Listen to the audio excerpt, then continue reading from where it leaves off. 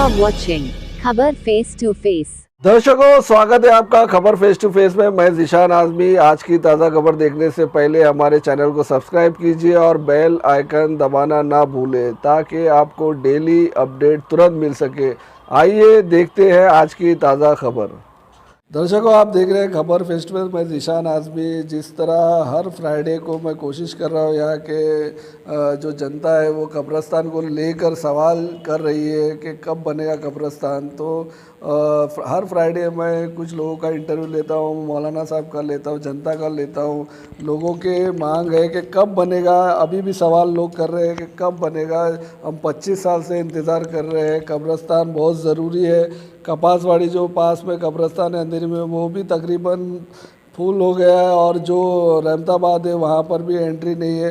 तो यहाँ से जाने आने में लोगों का काफ़ी पैसा खर्चा होता है और काफ़ी टाइम जाता है और काफ़ी ट्रैफिकों का सामना करना पड़ता है। मौलाना साहब आए यहाँ पर मजलिस पढ़ने के लिए, इनसे भी जानते हैं क्या शिया कब्रिस्तान बनने के लिए कितना ज़रूरी है यहाँ पर। यहाँ के लोगों से भी बात करेंगे हम। वहाँ साहब, यहाँ पर जो शिया कब्रिस्तान का मसला है अंबुजवाड़ी मालवनी में जो अलॉट हो चुका है, अभी कुछ अड़चने हैं जिस पर दानिश भाई काम कर रहे हैं, तो इसको किस तरह से सॉल्व किया जाएगा? बिस्मिल्लाह। इंशाल्लाह आप लोग कोशिश करते रहिए। और जैसा कि मतलब हुकूमत की तरफ से, सरकार की तरफ से अलॉट हो चुकी है, तो कोई रुकावट तो नहीं पड़नी चाहिए। लेकिन अगर बीच में कोई रुकावट पड़ती है तो आप लोग हर मज़हब के लोगों को और उनके रहनुमाओं को लेकर शिया उलमा को भी ले लीजिए, इमाम जमात को ले लीजिए, दो चार और उलमा को ले लीजिए और कुछ बुजुर्ग हजरात को ले लीजिए और लेकर आप दानिश साहब को लेकर उनसे मिलिए जिनके ज़रिए से काम हल होना है, और उनसे वक्त लीजिए। वक्त अगर नहीं देते हैं तो उनसे कहिए काल करे सो आज करे सो अब वाली बात करिए उनसे कि 25 साल हो गए, 25 दिन नहीं लगने चाहिए। 25 साल हुए कैसे? आप मुस्लिम हो के, आप मुसलमान हो के, बजाय इसके कि मुसलमानों का काम 25 दिन के बजाय आप 5 दिन में करिए, हल करिए। हुकूमत हमारी अल्हम्दुलिल्लाह, खुदा का शुक्र है कि अगरचे मुस्लिम हुकूमत नहीं है मगर उसके बावजूद भी जालिम तो नहीं है ना, इंसाफ वाली हुकूमत है। हमने सोचा था उसमें इस हदीस को भी बयान करेंगे मगर वो जहन से निकल गई बात कि अल मुल्क मअल कुफ्र यबका व मअल ज़ुल्म ला यबका। मुल्क कुफ्र के साथ, हुकूमत कुफ्र के साथ तो चल सकती है, ज़रूरी नहीं कि मुस्लिम हुकूमत हर जगह हो, मगर जुल्म के साथ बाकी नहीं रह सकती। और जहाँ जहाँ हुकूमतों ने या हुक्मरानों ने जुल्म करने की कोशिश की है, वो चंद लम्हों के बाद, चंद मिनटों, घंटों, हफ्तों, महीनों, सालों के बाद वो मिट गए, ख़त्म हो गए।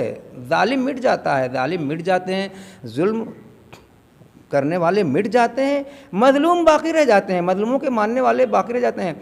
मजलूम मर तो जाता है, शहीद कहलाता है, शहीद जिंदा होता है और उसकी याद जिंदा रहती है। मर जाने वाले जिंदा रहते हैं, जो हक़ की राह में, इंसाफ और अदालत की राह में मर जाते हैं या मार दिए जाते हैं, शहीद हो जाते हैं, वो कभी मरते नहीं, वो जिंदे जावेद होते हैं। हम नहीं समझ पाते वो कैसे जिंदा है और जो है उनको रिस्क भी मिलता है। लिहाजा इस राह में भी अगर इस तरह की खुदा न खास्ता कोई कुर्बानी की ज़रूरत पड़ जाए, हक़ बयानी के साथ, अगर कोई हक़ बयानी के साथ जो अगर कुर्बान हो जाए और उसके ऊपर कोई आँच आ जाए, उसे कोई एक्शन रिएक्शन जो है देखना पड़ जाए, सॉल्व करना पड़ जाए, शिकार होना पड़ जाए, तो इसके लिए राह हक़ में हमेशा तैयार रहना चाहिए। आप लोग उनसे मिलिए और मिलने के बाद उनसे कहिए कि अगर आप जो है इस मसले को हल नहीं कर रहे हैं, 2-4 दिन का आपको टाइम दे रहे हैं।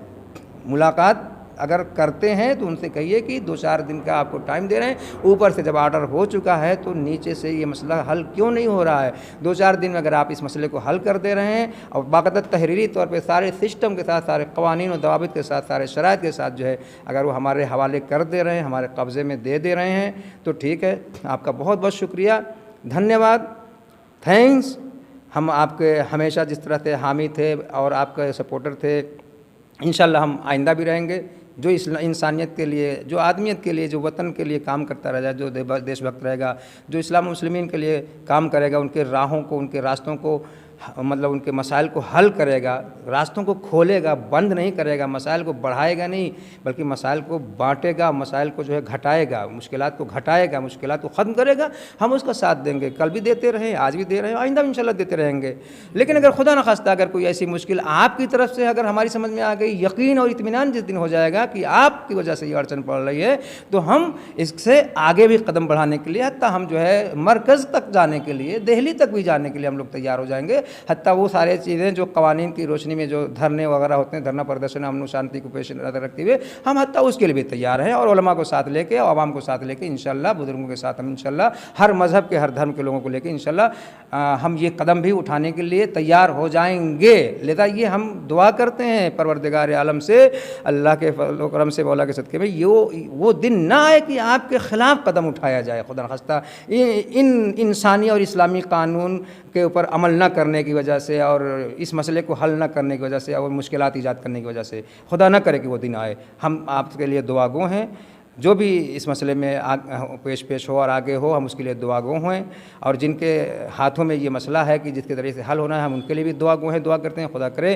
कि अल्लाह अहले बैत अताहर के सदक़े में, अंबिया औलिया के सदक़े में उन्हें तौफ़ीक़ात में उनकी इजाफ़ा फरमाए, उन्हें तौफ़ीक़ दे कि ये मसले को जल्द से जल्द घंटों में बल्कि हल करें, दिन की भी ज़रूरत ना पड़े, चंद दिनों की भी घंटों में हल करें, और ये कब्रिस्तान शियों के कब्ज़े में, उनके हाथ में दें, उनके हवाले करें, ताकि शियों का भी तमाम कौमों के साथ साथ, तमाम धर्मों के साथ, तमाम मज़हब वालों के साथ साथ उनका भी काम आसानी से, उनके मरहूमीन को भी आसानी से उस कब्रिस्तान में तमाम दीनी और इस्लामी और कुरानी और इंसानी और वतन के कवानीन को पीछे न रखते आज़ादी के साथ उनको दफन कफन किया जा सके। कोई भी जो है मुश्किल रुकावट ना पड़े, कोई अमन व शांति पर आँच ना आने पाए, हमारे वतन पर कोई आँच ना आने पाए। हम अपने वतन के लिए, अपने इस्लाम और कुरान के लिए हमेशा जो है जान देने के लिए और ढाल बनने के लिए तैयार हैं।